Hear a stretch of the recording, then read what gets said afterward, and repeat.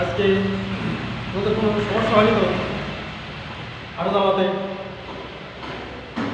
আজকে তোমাদের আমি রসায়নে একটা অধ্যায় নিয়ে আলোচনা করব, যেটা মানে যে শক্তির সাহায্যে অণুতে পরমাণু সংযোগ থাকে তাকে বলে রাসায়নিক বন্ধন। এই রাসায়নিক বন্ধন নিয়ে তোমাদের আলোচনা করব। আজকে দেখাবো রাসায়নিক বন্ধন কীভাবে গঠিত হয় এবং রাসায়নিক বন্ধন গঠন করার সময় কী কী নিয়ম মেনে চলে, কী কী নিয়মের মাধ্যমে রাসায়নিক বন্ধন গঠিত হয়, এই সমস্ত নিয়ে আলোচনা করবো। দেখাবো আজকে রাসায়নিক বন্ধন। তাহলে রাসায়নিক বন্ধন কাকে বলে আগে আমরা জানি, যে শক্তির সাহায্যে অণুতে পরমাণু সংযোগ থাকে তাকে রাসায়নিক বন্ধন। যেমন H2O, এটা একটা H2, একটা পানির সঙ্গে এখানে হাইড্রোজেন আর অক্সিজেন এই দুটো পরমাণু মিলে একটা পানির অণু তৈরি হয়েছে। এইটা দুটো পরমাণু হাইড্রোজেন আর অক্সিজেন, এই পরমাণু মিলে দুই রকম পরমাণু মিলে একটা অণু তৈরি হয়েছে, পানির অণু। এইটাকে নাম হলো রাসায়নিক বন্ধন। এই একটা বন্ধনের মাধ্যমে যুক্ত হয়েছে। এই রাসায়নিক বন্ধন নিয়ে আমরা আলোচনা করব। এখন এই রাসায়নিক বন্ধনের মধ্যে তোমরা বিভিন্ন নিয়ম দেখতে পাবা। এর মধ্যে রাসায়নিক বন্ধন হতে গেলে এর মধ্যে মানে যোজ্যতা ইলেকট্রন বা যোজন ইলেকট্রন কি, যোজ্যতা ইলেকট্রন, যোজ্যতা ইলেকট্রন, যোজ্যতা ইলেকট্রন, ইলেকট্রন, যোজ্যতা ইলেকট্রন কি, যোজ্যতা ইলেকট্রন কি? কোনো পরমাণু সর্ববেশী শক্তির স্থানে যে কটি ইলেকট্রন থাকে তাকে বলে যোজ্যতা ইলেকট্রন। কোনো পরমাণু সর্বস্থ শক্তির স্থানে যে কটি ইলেকট্রন থাকে তাকে বলে যোজ্যতা ইলেকট্রন। এখন যেমন সোডিয়াম এর পরমাণু সংখ্যা 11, সোডিয়ামের পরমাণু সংখ্যা 11। তাহলে 1 2 বিন্যাস করলে 1s2 2s2 2p6 আর 3s1। এই তাহলে সোডিয়াম দেখা যাচ্ছে এই তিনটি শক্তির স্থানে বিন্যাস 1 2 3। তাহলে যোজ্যতা ইলেকট্রনের সংখ্যা বলা হয়েছে কোনো মৌলের সর্বশেষ শক্তির স্তরে ইলেকট্রন বিন্যাসের সর্বশেষ শক্তির স্তরে যে কটি ইলেকট্রন থাকে তা বলে যোজ্যতা ইলেকট্রন। এখানে সর্বশেষ শক্তির স্তর 1 2 3, 3 এর সর্বশেষ শক্তির স্তর। সর্বশেষ শক্তির ইলেকট্রন স্তর একটা ইলেকট্রন আছে 3s1। তাহলে সোডিয়ামের যোজ্যতা ইলেকট্রন হলো 1। এইভাবে যে কোনো মৌলের যোজ্যতা ইলেকট্রন আমরা রাখতে পারি। সর্বশেষ শক্তির স্তর যে ইলেকট্রন আছে তাকে বলা হয় যোজ্যতা ইলেকট্রন। যেমন ক্যালসিয়াম 20, ক্যালসিয়াম 20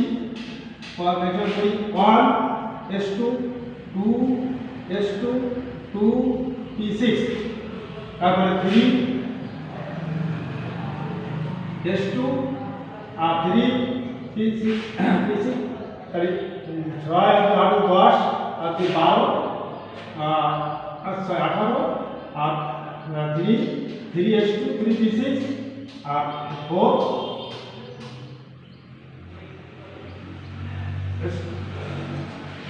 তাহলে কত হলো? ক্যালসিয়াম 20, 2 আর 4 7 10 12 18 19 20। এই ক্যালসিয়াম তাহলে সর্বশেষ কয়টা ইলেকট্রন আছে? 2 ইলেকট্রন, সর্বশেষ 2 ইলেকট্রন আছে। তাহলে ক্যালসিয়ামের যোজ্যতা ইলেকট্রন 2টি।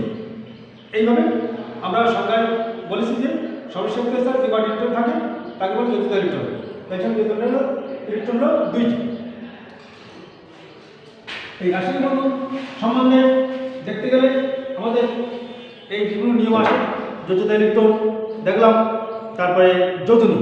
এবার তোমরা জানো যোজনী কি? এক মৌলের সঙ্গে আরেক মৌলের সংযুক্ত দেওয়ার সামর্থ্য বা ক্ষমতাকে বলা হয় যোজনী।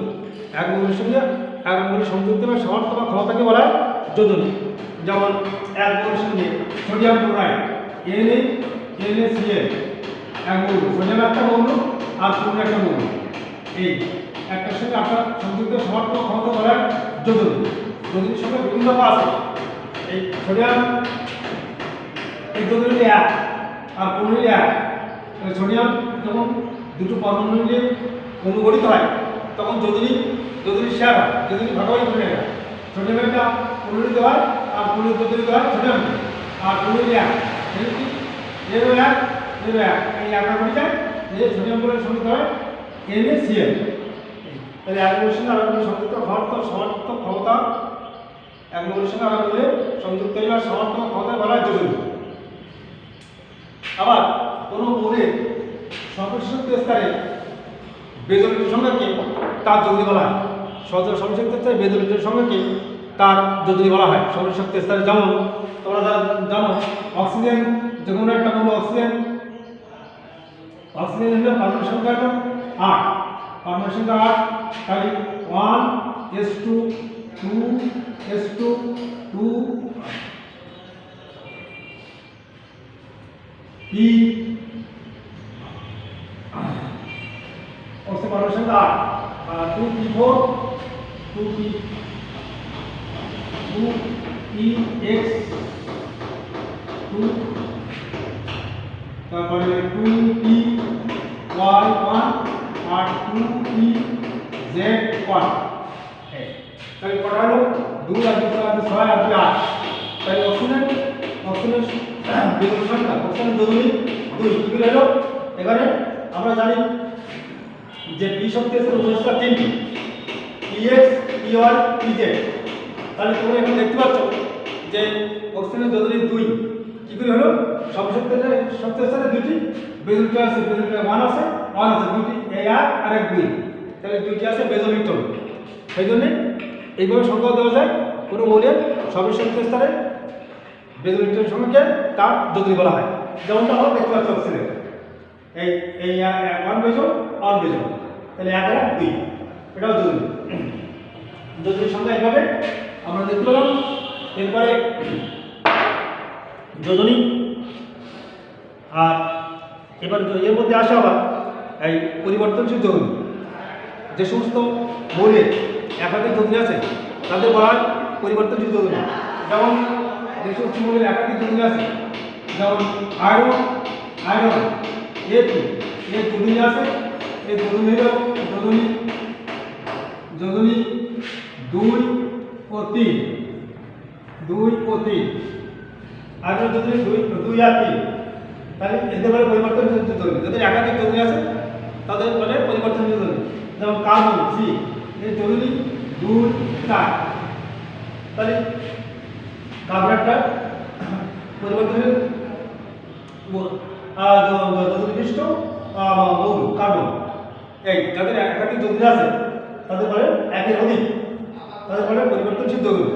এরকম অনেক মৌল আছে যাদের পরিবর্তনশীল যোজনী আছে। পরিবর্তনশীল যোজনী দেখলাম। এইবার দেখো তোমরা পরিবর্তনশীল যোজনী এবার সক্রিয় যোজনী কিরকম আর কোনো যৌগে সক্রিয় যোজনী কিরকম কোনো যৌগে যে মৌলের কোনো যৌগে যে মৌলের যোজনী অংশগ্রহণ করে ওই মৌলের যে যোজনী অংশগ্রহণ করে তাকে বলে সক্রিয় যোজনী। কোনো যৌগে ওই মৌলের যে যোজনী অংশগ্রহণ করে তাকে বলে সক্রিয় যোজনী। তোমরা উদাহরণ দিলে এটা ভালো বুঝতে পারবা যে সক্রিয় যোজনী কেমন। যেমন আছে carbon dioxide CO2 carbon dioxide. এখানে আমরা কার্বন ডাইঅক্সাইডের সঙ্গে লিখি CO2 আসলে কার্বন যোজনী 4 কার্বন অক্সিজেন 2 কার্বন যোজনী 4 তাহলে 4 এটা দেওয়া হবে অক্সিজেনকে আর অক্সিজেন 2 এইভাবে দেবে অক্সিজেন 2 কার্বন বেরোবে। সেটি এমনি কমন সংখ্যা দিই যখন কাটাকাটি হয় তখন দাঁড়ায় হলো CO2 কার্বন ডাইঅক্সাইড সংখ্যা আমরা এইভাবে লিখি। যখন কমন সংখ্যা থাকে তখন তার মধ্যে কাটাকাটি নিয়ে কেটে দাঁড়ায়। এবার এখানে কার্বনের যোজনী তাহলে কত কার্বনের যোজনী 4 আর অক্সিজেনের 2 এখানে কার্বন 4 যোজনী অংশগ্রহণ করেছে কার্বনের 4টি যোজনী অংশগ্রহণ করেছে তাহলে এখানে কার্বনের সক্রিয় যোজনী হলো 4। এইভাবে আমরা বিভিন্ন যৌগ দেখতে পাই যে কীভাবে সক্রিয় যোজনী অংশগ্রহণ করে আর সক্রিয় যোজনী কীভাবে গঠন করে। যেমন আছে আরো sulphur dioxide SO2 sulphur dioxide সালফারের সঙ্গে সালফারের ডাইঅক্সাইড সালফারের যোজনী আমরা জানি 2 4 6 সালফার যোজনী 2 4 6 কোন নাম সালফার যোজনী 2 4 6 তাহলে SO2 এখানে 2 আর S সালফার যদি 2 4 6 তাহলে দেখো এই সংখ্যাটা কি হবে 2 4 6 এই তাহলে এখানে হলো আমরা যদি কোন সংখ্যা কাটাকাটি করি তাহলে হয় হলো 2 তাহলে হবে SO2 সালফার ডাইঅক্সাইড হয় তাহলে সালফারের এখানে শক্তির যোজনী কত 4 যদি অংশগ্রহণ করেছে সালফার ডাইঅক্সাইড শক্তির যোজনী 4 তাহলে সেই জন্য সালফার ডাইঅক্সাইড সঙ্গে দ্বারা 2 দিয়ে কেটে এখানে 2 4 কেটে SO2 এইগুলো শক্তির যোজনী তাহলে ওই কোনো যৌগে ওই মৌল যে যোজনী অংশগ্রহণ করবে ওই মৌলের যে যোজনী অংশগ্রহণ করবে তাকে বলে সক্রিয় যোজনী। আচ্ছা এই হলো সক্রিয় যোজনী। এরপরে দেখো সক্রিয় যোজনী, তারপরে আছে সুপ্ত যোজনী। সুপ্ত যোজনী সক্রিয় যোজনী গেল, যোজনী দেখলাম আমরা যোজ্যতা ইলেকট্রন দেখলাম, আর সুপ্ত সক্রিয় যোজনী দেখলাম। এবার আসছে সুপ্ত যোজনী। সুপ্ত যোজনী সক্রিয় যোজনী আর সক্রিয় যোজনী আর সর্বোচ্চ যোজনী, এদের পার্থক্য বলা হয় সুপ্ত যোজনী। সর্বোচ্চ যোজনী আর সক্রিয় যোজনীর পার্থক্য বলা হয় সুপ্ত যোজনী।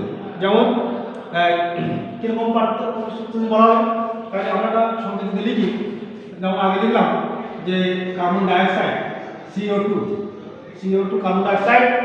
এই কার্বন ডাইঅক্সাইডে এখানে আমাদের বলা হয়েছে সর্বোচ্চ যোজনী আর সক্রিয় যোজনী, পার্থক্য বলা হয় সুপ্ত যোজনী। তাই এখানে সক্রিয় যোজনী কার্বন ডাইঅক্সাইড আমরা আগে যেমন দেখালাম যে কার্বন ডাইঅক্সাইড এই 4 আর এই 2 অংশগ্রহণ করবে, সেই জন্য কার্বন ডাইঅক্সাইড সংখ্যা দাঁড়িয়ে 2 দিয়ে কেটে দিয়ে কার্বন ডাইঅক্সাইড সংখ্যা দাঁড়িয়ে CO2। তাহলে এখানে সক্রিয় যোজনী কার্বনের কত 4 আর কার্বনের সক্রিয় যোজনী 4 আর কার্বনের সর্বোচ্চ যোজনী 4। কার্বন যেহেতু কার্বনের যোজনী মানে 2 আর 4, তাহলে এখানে সক্রিয় যোজনী কত কার্বন সক্রিয় 4 আর আমার সংখ্যা বলা হয়েছে সর্বোচ্চ যোজনী আর সক্রিয় যোজনীর পার্থক্য বলা হয় সুপ্ত যোজনী। তাহলে এখানে সুপ্ত যোজনী কত হবে, কার্বনের সুপ্ত যোজনী এই যে কার্বন ডাইঅক্সাইডের CO2 কার্বন ডাইঅক্সাইড A কার্বনের সুপ্ত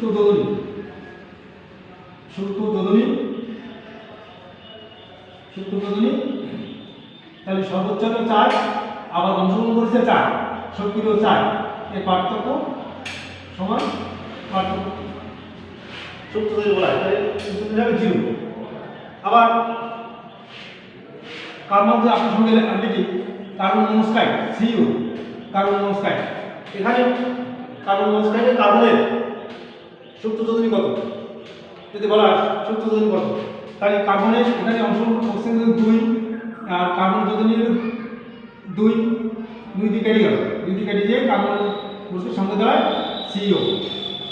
এখন এখানে কার্বন সর্বোচ্চ যোজনী আমরা দেখলাম 4 আর এখানে সক্রিয় যোজনী আছে 2, তাহলে সুপ্ত যোজনী হবে কার্বন মনোক্সাইড A কার্বনের সুপ্ত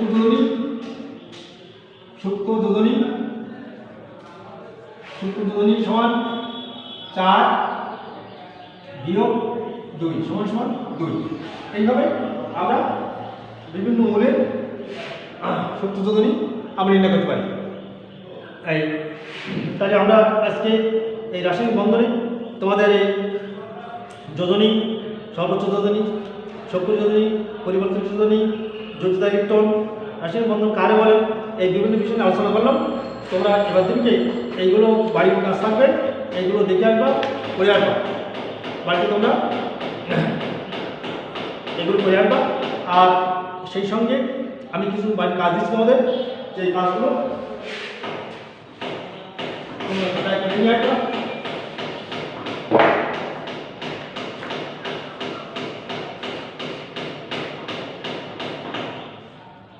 বাড়ির কাজ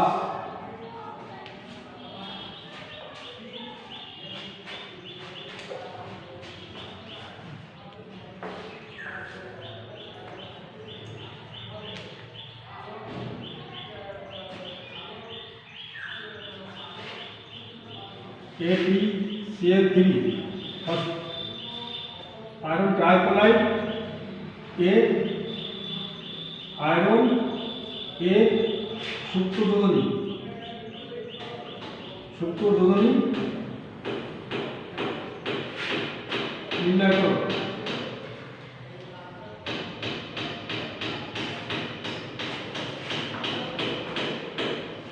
সালফার ট্রাইঅক্সাইড SO3 এ সালফার এর সূত্র যোজনী নির্ণয় করো।